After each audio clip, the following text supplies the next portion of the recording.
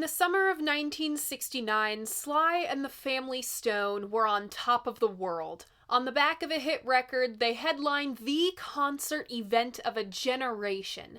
3 days of peace and love. As pop music's first mixed-gender integrated group, the Family Stone symbolized all the best things about the counterculture. Peace, love, and brotherhood.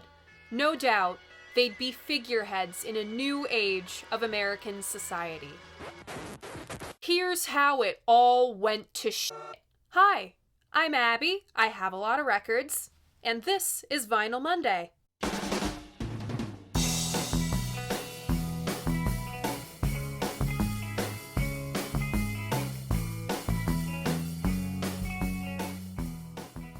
So welcome back, or welcome if this is your first time here. Vinyl Monday is the series where once a week I sit down and just talk about a classic album I love. If 30-minute episodes aren't your thing, don't worry. I also do Vinyl Monday in 60 seconds here on my channel, over on my Instagram, as well as TikTok, but that might be a little harder now since UMG pulled their entire catalog from there. I also dress to match the album every week. You here are not getting the full picture, so B-roll Abby is just gonna show you in 3, 2, 1.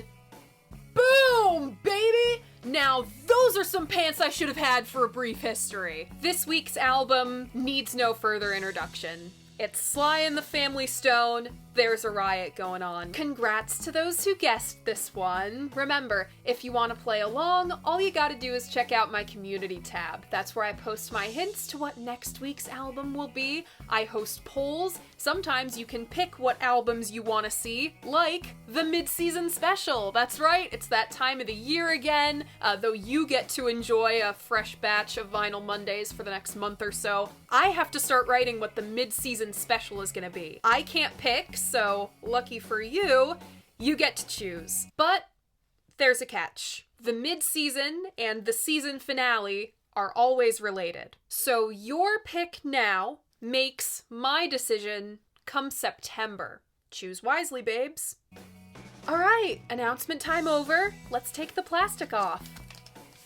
So my copy is an original sent to my P.O. box a while back. Thank you so much, kind viewer, for allowing me to showcase one of the all-time great album covers. There's no artist name on here, no title, no track listing. It's just this. And my little art historian brain is gobbling this one up. At first, this looks normal. The stars and stripes, the good old red, white, and blue, but wait a minute. Those aren't stars. And this isn't red, white, and blue. Look closer, I thought this was like a really dark navy blue. This is black. Altering the flag like this is provocative to say the least. I'm shocked this cover didn't get banned in some of the redder states. Context for those of you international viewers here, America takes its flag very seriously. Changing things about the flag really pisses conservative people off, but this artist wasn't afraid to do that. Let's start with what the man himself had to say about this in an interview with Jonathan Dax. I wanted the flag to truly represent people of all colors. I wanted the color black because it is the absence of color. I wanted the color white because it is the combination of all colors, and he was right about that. White light is the combination of all colors of light, and black absorbs all wavelengths. And I wanted the color red because it represents the one thing that all people have in common: blood. That's the one color meaning Sly decided not to change. On the original American flag, the red represents the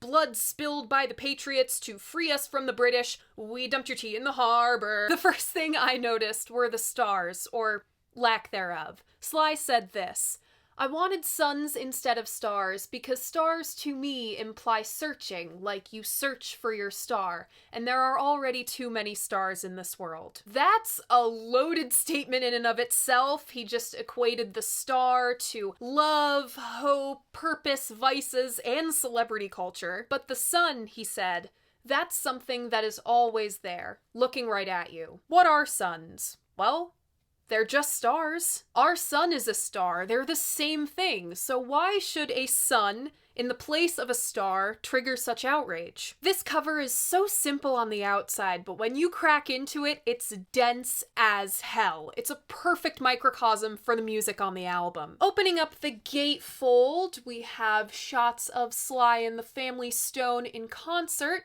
and on the back, we have a collage by Lynn Ames. It's like a fun little game of I Spy. See if you can spot all the band members, plus Buddy Miles and Bobby Womack, Sly's dog, a caution sign, the Gettysburg Address, the Lincoln Monument, which I fell down the steps of in the 8th grade, and another American flag with a peace sign instead of stars.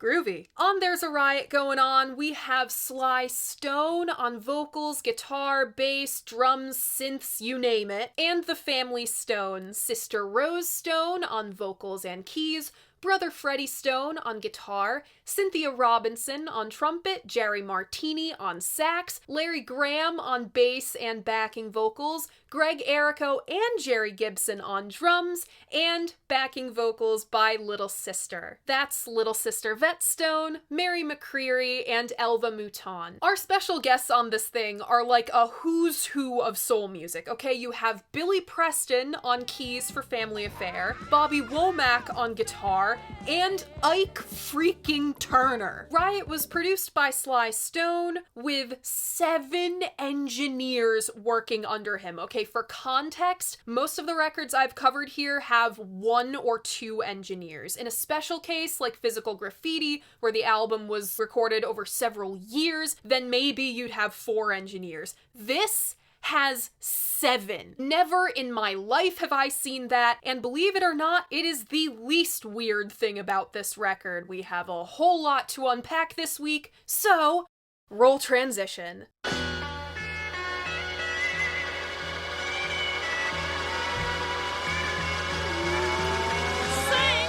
Sylvester Stone, innovator of funk, soul, R&B, Motown, he can't be put into any one of these boxes, yet he's everything at once and crazy influential. What set him apart was his complete and total openness to music from any and all corners, regardless of who made it. Pop radio had been integrated for a long time. Elvis and the Beach Boys rubbed shoulders with the Platters, the Ronettes, and Chuck Berry. But Sly was playing the Beatles and the Stones on KSOL, a soul station. Mixing white rock and roll groups in with the Drifters, Stevie Wonder, the Supremes in a space like this was unheard of at the time. Sly brought this openness to his work too. He produced the first 2 Beau Brummels records, he produced for Grace Slick's group The Great Society, and had a brief stint in the Mojo Men. Yeah, the Sit Down I Think I Love You guys, he recorded with them. What he's most famous for is, of course, forming the Family Stone. Sure, the 60s gave us the Jimi Hendrix Experience. They were arguably the most famous integrated band of the decade. But the Family Stone was different. They insisted they were family, kind of like the Chambers Brothers. How they were all brothers, but the drummer was white, but they insisted they were brothers in music.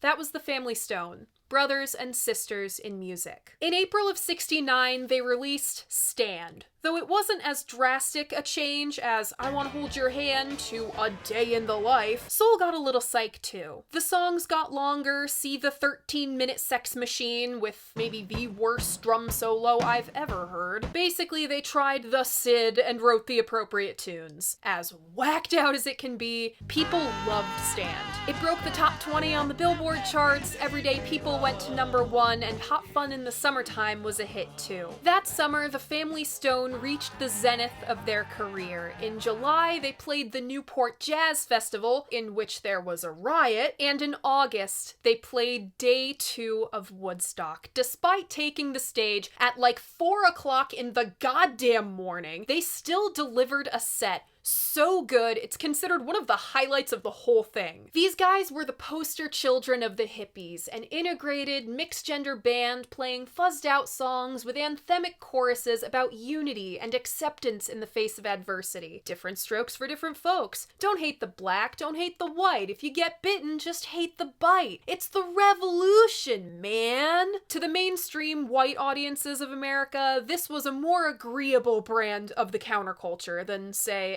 Abby Hoffman or the Black Panthers. The Family Stone hit the Goldilocks range of mainstream palatability. They were riding high. Maybe a little too high. Now, I'm gonna put that joke on ice and you'll see why very soon. Please give me some grace. There will be a lot of tonal shifts in this episode. The 60s died many deaths. The whole of the Altamont Free Show in December 69 was a rock and roll nightmare. It culminated in Hell's Angels killing Meredith Hunter, a young black concert goer during the Rolling Stones' set. Rolling Stone magazine really latched onto this event as the end of the hippies, but mere weeks before Woodstock Heaven, the Tate LaBianca murders effectively ended Laurel Canyon's golden age. I wouldn't even call 1969 the end of peace and love, because 68 was total fucking chaos in the American socio-political sphere. Civil rights leader MLK was assassinated in April. He was a famous preacher of nonviolence, and just 2 days later, Bobby Hutton's death in Oakland kicked up even more animosity between the Black Panthers,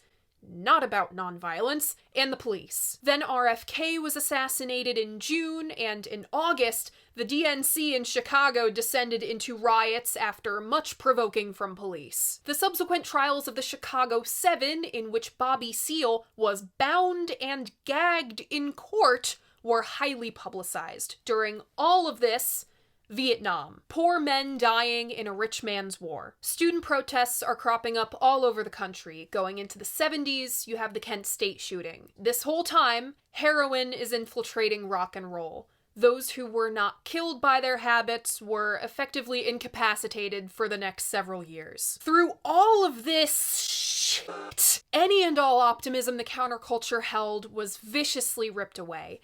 Hippie utopia descended into hell on earth like a real-life Hieronymus Bosch scene. The death of peace and love perfectly coincided with the unraveling of Sly Stone. As stated in a backstage interview with Rolling Stone by Ben Fong Torres, Epic Records wanted Stan's follow-up by February of 1970. This did not happen. Now, there was work being done on a record with the working title Africa Talks to You, but it was so disorganized and such slow going that they were just missing deadline after deadline. In wake of Stan's runaway success, Sly was having a conflict of interest, or maybe more like an internal crisis. His frontman ego versus his fear of big crowds. So he retreated into drugs, not the fun hippie stuff, the serious stuff, and he got paranoid.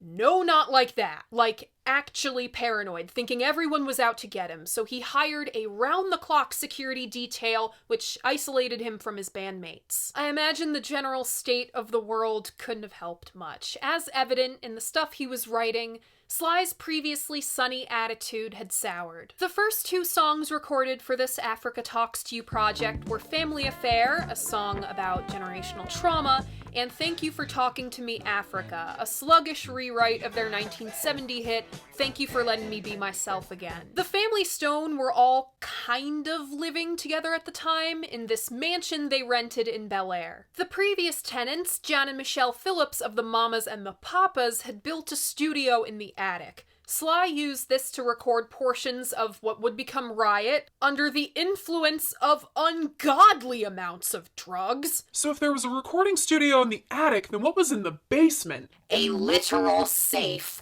full of drugs. According to Greg Errico, Sly would come up with something in one of his states and wake up whoever was living with him at the time at 3 or 4 o'clock in the morning to record. Alternately, when formal sessions with everybody were set up, he would either show up hours late or just call them off entirely. 1970 came and went, and Epic both reissued the first record, A Whole New Thing, and chucked out a greatest hits record to tide people over. This may be the only time in Vinyl Monday history that a greatest hits album is truly relevant to the narrative, because it basically filled the void of a studio album. With 1971 came the release of Marvin Gaye's What's Going On. I don't want to get too much into this one for reasons, but it lit a fire under Sly's ass and inspired him to change the working title of his album to a response to Marvin's.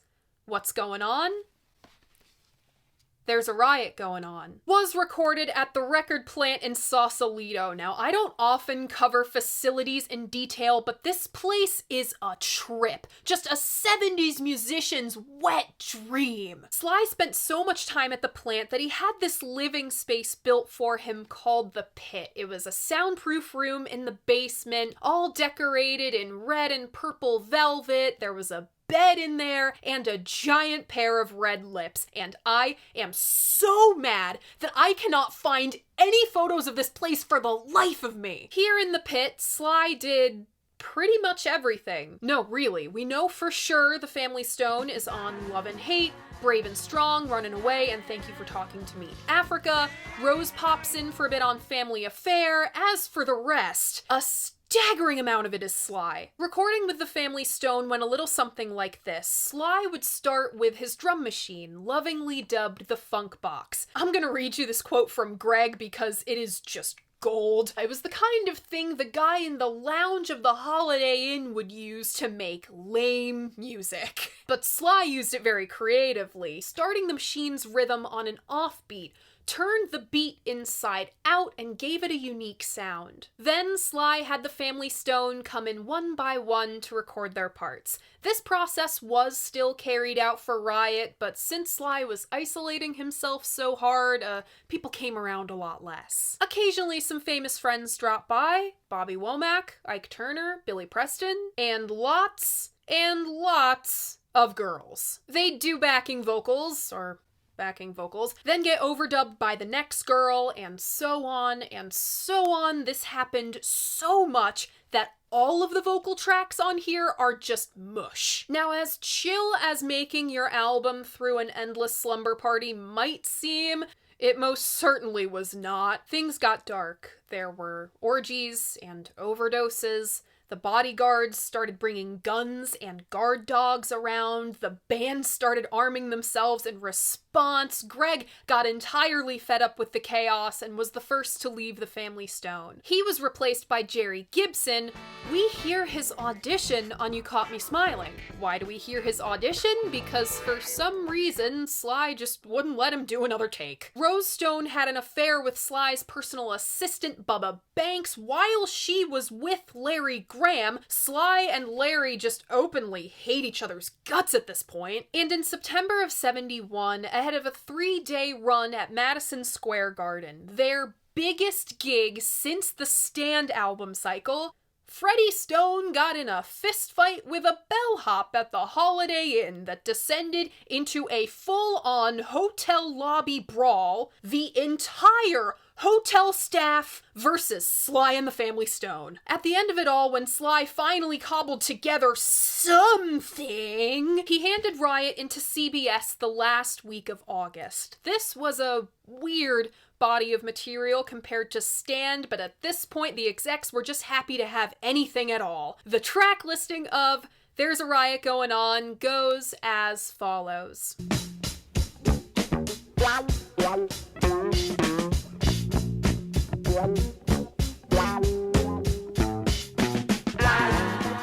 Opening up side 1, we have Love and Hate, followed by Just Like a Baby.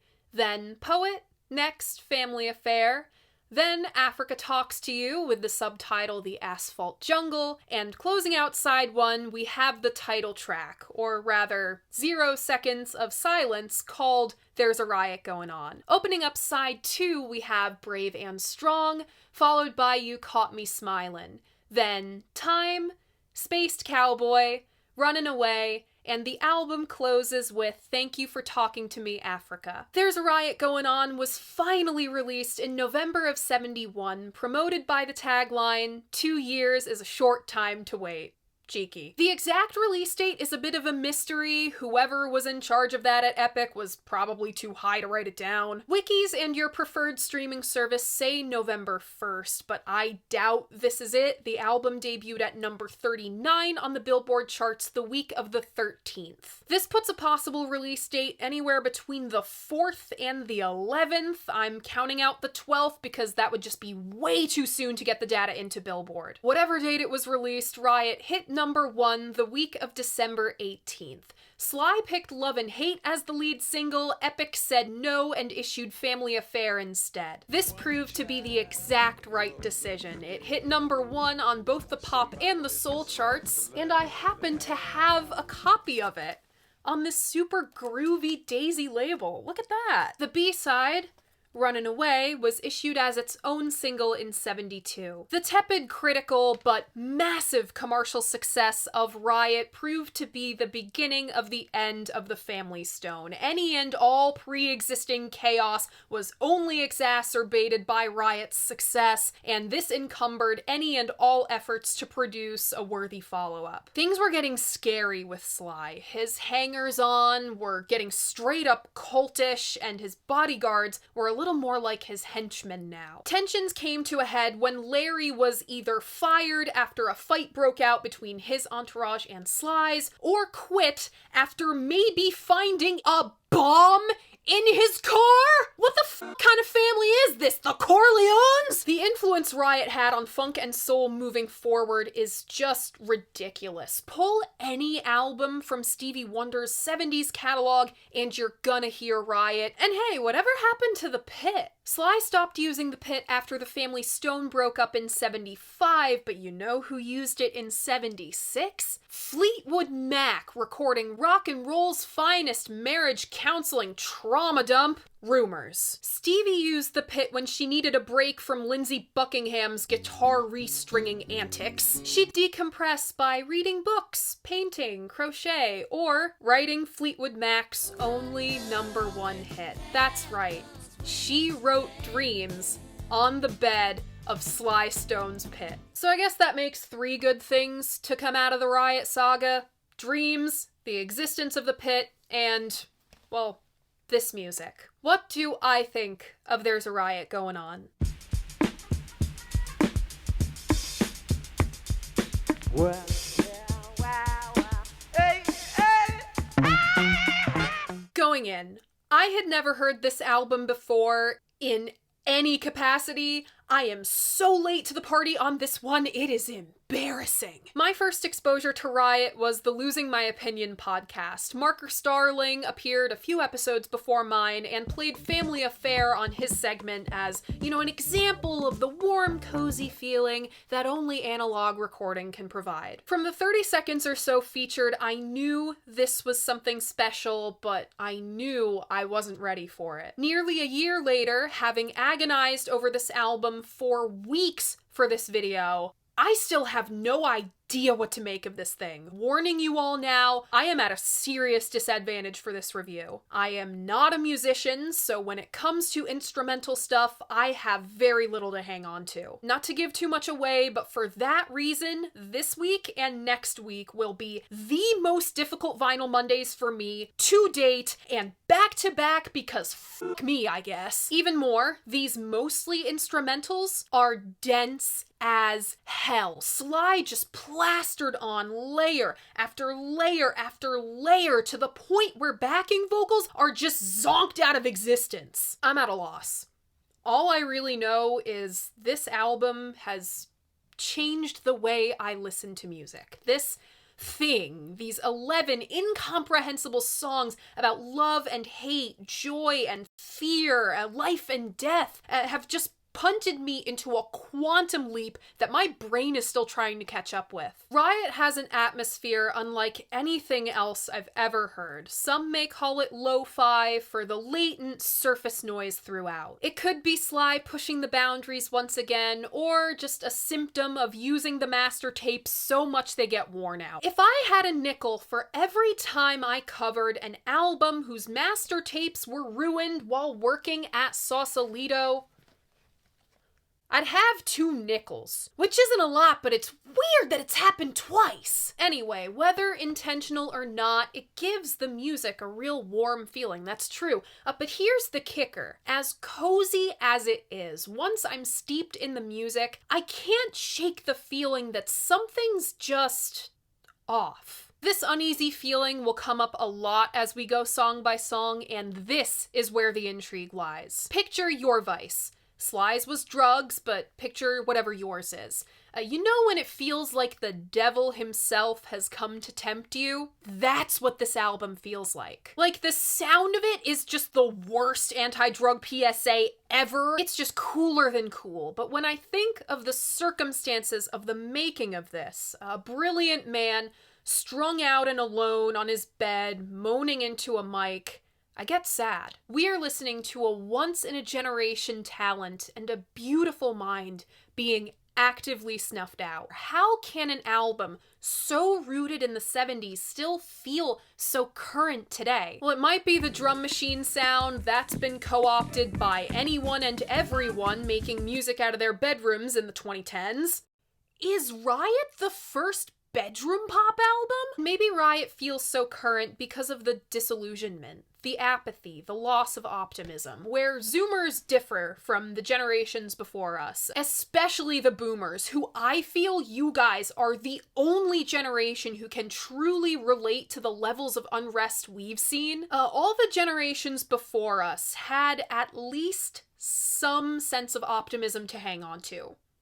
Zoomers never had that. We didn't feel a great loss of innocence when Trump got elected, or vindicated when he confirmed all of our fears by leading a violent insurrection at our nation's capital, that which is on the back cover of this album. Or angry when the only punishment he got was getting booted off fucking Twitter. Actually, I am a little bit mad about that, because I got booted off Twitter for way less. We didn't feel this great rush of hope when Black Lives Matter finally gained mainstream attention, years after we got suspended from school for writing that same phrase in our notebooks.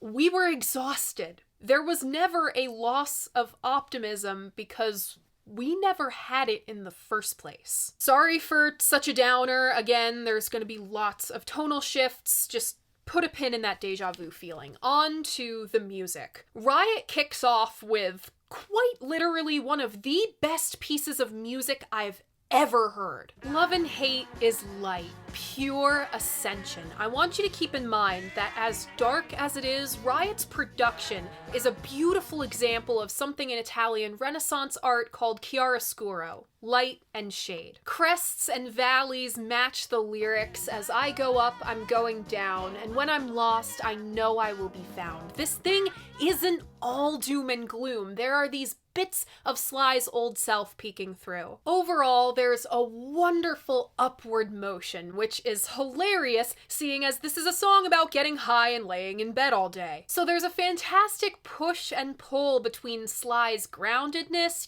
aside from the occasional screeching, and the forward momentum from the music and the backing vocals. They sing "Wanna Move" while Sly sings "Don't Wanna Move." This is the best bass line here. Larry isn't on this album much, but when he is, he makes his presence felt. His part creates and resolves tension with ease. This is one of the great openers in all of rock and roll history. Can I still say rock and roll history if this isn't a rock and roll album?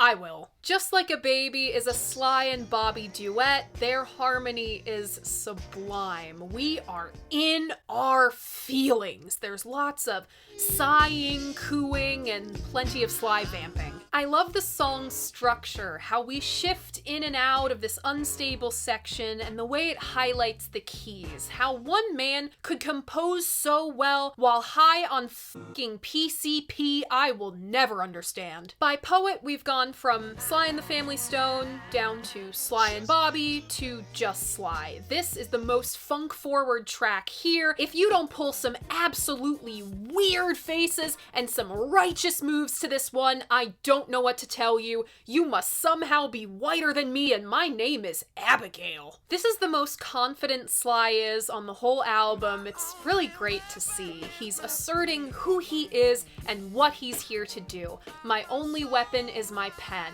I'm a songwriter. I'm a poet. But it's kind of funny seeing as the writing takes such a back seat on all of Sly and the Family Stone's material. Miles Marshall Lewis said in his 33 and a third installment on Riot. Fantastic read, by the way. He called this one of the weak songs. I vehemently disagree. It's fun as hell and a much needed lighter moment. God, the Family Affair drum machine still sounds so current today. I could turn on pop radio in our year of the Lord 2024 and hear something that sounds just like that. From my Billboard chart expert, my across the pond correspondent, my fresh set of ears this week, and just my best friend Jackie. Still fucks me up that Family Affair was a #1 hit. It's bizarre to me that something this negative and this downbeat could be a chart-topping hit. Considering all of the shit America was dealing with at the time, Black Americans especially, I am not surprised at all. Frankly, I think this song was the single because it's got the most audible vocal track. It's got the most meat to chew on. This is the only song on Riot that even comes close to the Goldilocks range of palatability. The lyrics are tangible and real, though the message of the song is mind your damn business. This song could be us snooping on any American household. When you consider the drama happening behind the scenes with the family stone,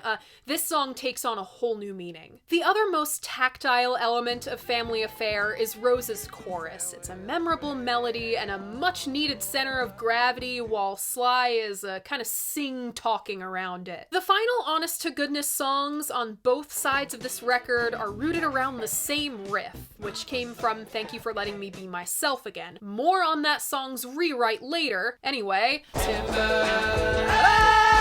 I'll fall down. Every once in a while, this thing has a moment of clarity, a beam of bright light that cuts through the shadows. I'll be off doing something, cleaning my house, and all of a sudden one of those hooks just needs to come out. When life means much to you, why live for dying? If you are doing right, why are you crying? This is the internal conflict that pulled the counterculture apart. It's telling you to look over your shoulder and see your brothers and sisters in the revolution have abandoned you. They all cut their hair and got real jobs. Does this one go on a little long? Yes, it would have been just as effective at 5 minutes as it is at 8. If Sly elaborated on that stellar first half, this song would be just as good as Love and Hate, if not better. And you gotta chuckle at that blown out moments like that. It's super obvious Sly was just laying under the covers of the microphone. Minimum effort, maximum results, baby. Now this might feel like I'm grasping at straws, but I want to talk about the potential significance of the title track being Silence. I have 3 possible interpretations. Number 1 is centered around something that came up in my In the Court of the Crimson King video. John Cage's 4:33. It's just 4 minutes and 33 seconds of silence. But it's never just silence. There will be noises from the crowd. Someone shuffling in their chair, someone sniffles, a truck drives by outside the theater, the door opens and shuts. That's the music.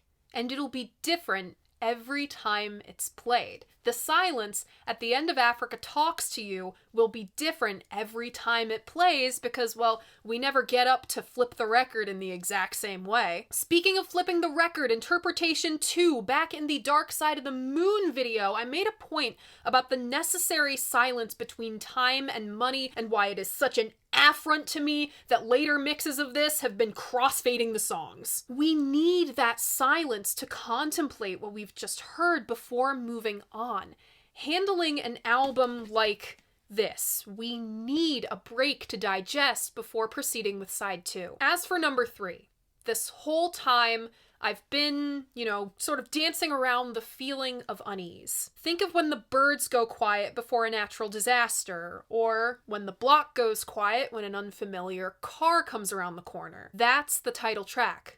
The calm before the storm. Brave and Strong is a straight up hip hop moment with that break beat and the trumpet kind of coming out of the window. Just classic. There are super fun moments like this on Stand too. You can tell this thing was overdubbed to hell and all the horns layered on top really didn't help. I honestly thought Sly was just riffing until I found the lyrics and learned this song was about police brutality. Frightened faces to the wall, oh can't you hear your mama call? all. Out and down, ain't got a friend, you don't know who turned you in. I've heard rumors about the FBI putting something together on Sly. He never gave the Black Panthers the time of day, but considering the massive cultural moment Woodstock was, and the FBI putting together files on Jim Morrison and John Lennon, it wouldn't surprise me if Sly was on their list. There's something grotesque about the excess of the arrangement. It's gluttonous and disgusting, but in a groovy way. Just a nasty bass solo in there too.